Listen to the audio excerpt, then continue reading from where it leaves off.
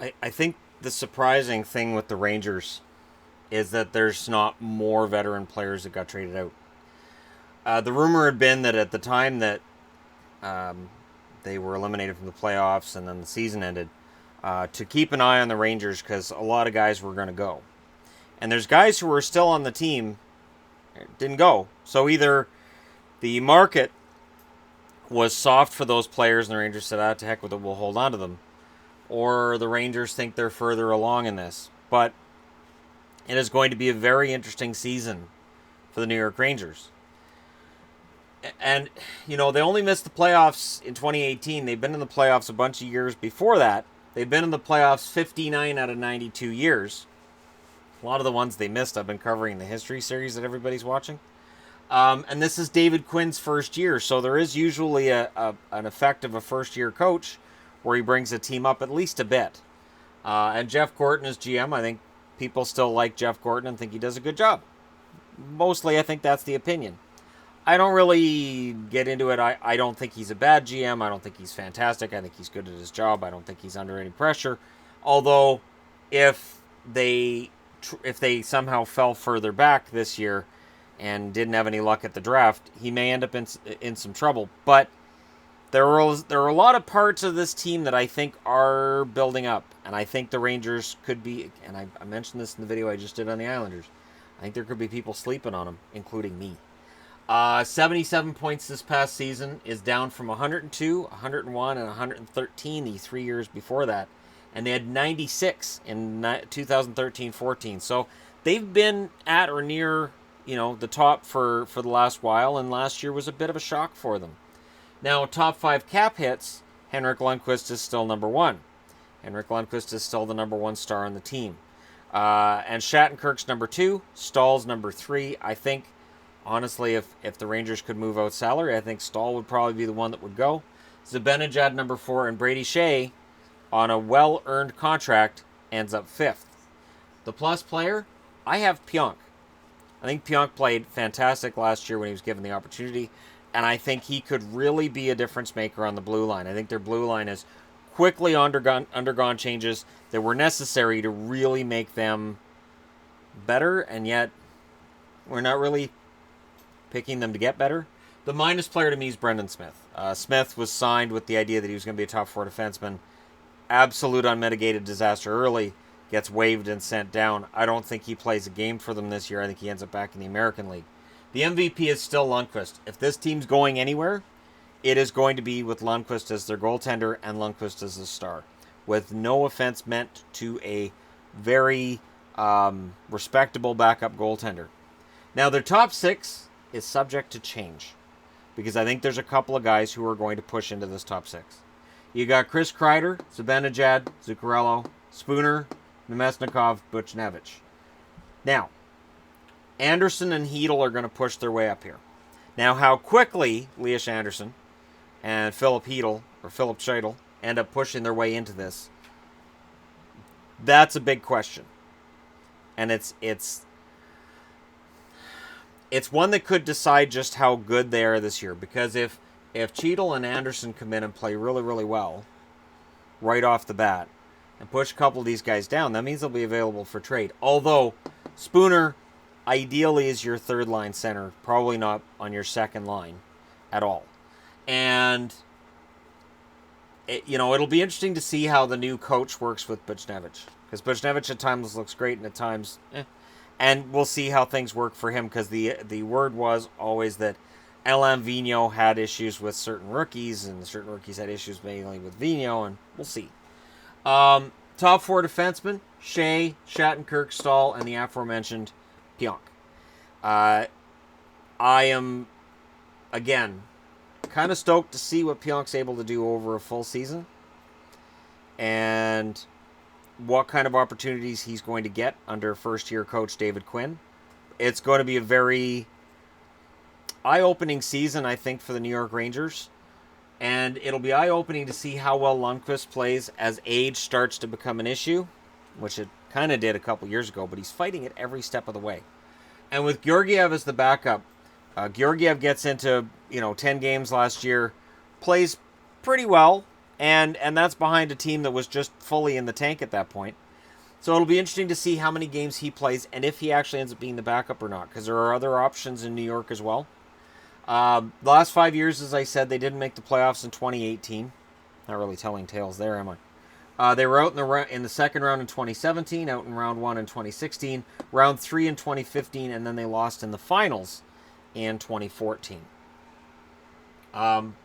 Potential rookies, I have Ville Maskinen on the list, Elias Anderson, and Philip Cheadle as well.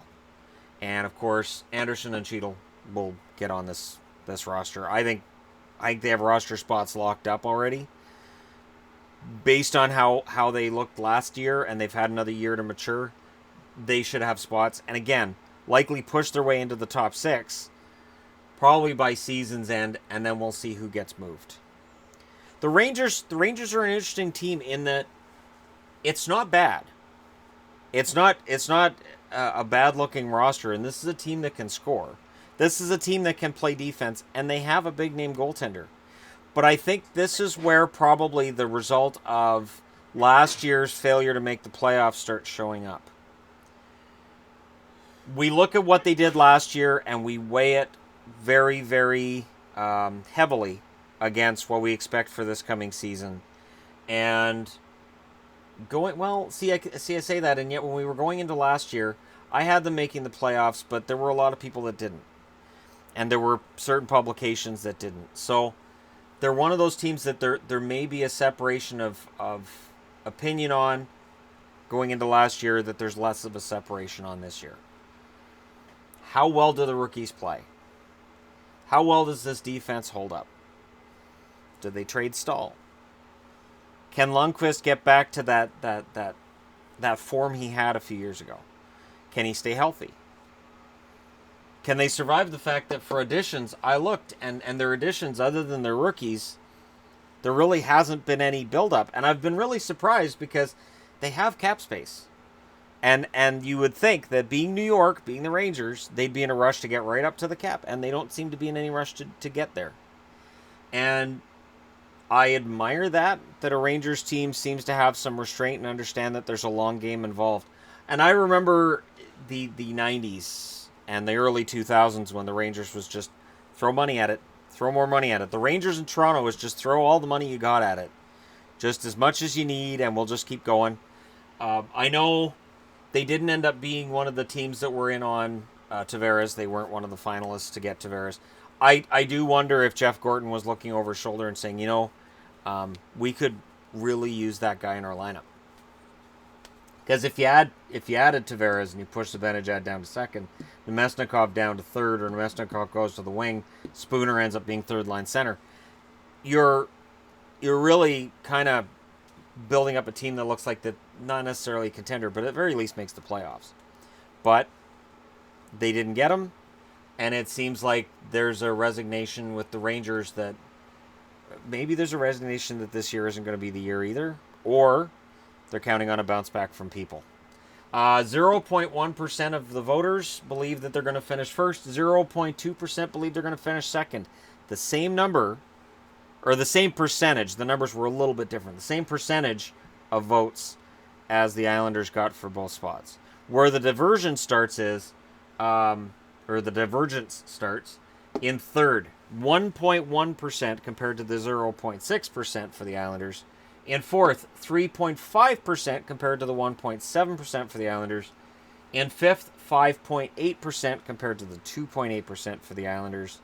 Sixth place, 17.6% of people think they can cut as high as sixth. And that was 8.6% of the channel felt that way.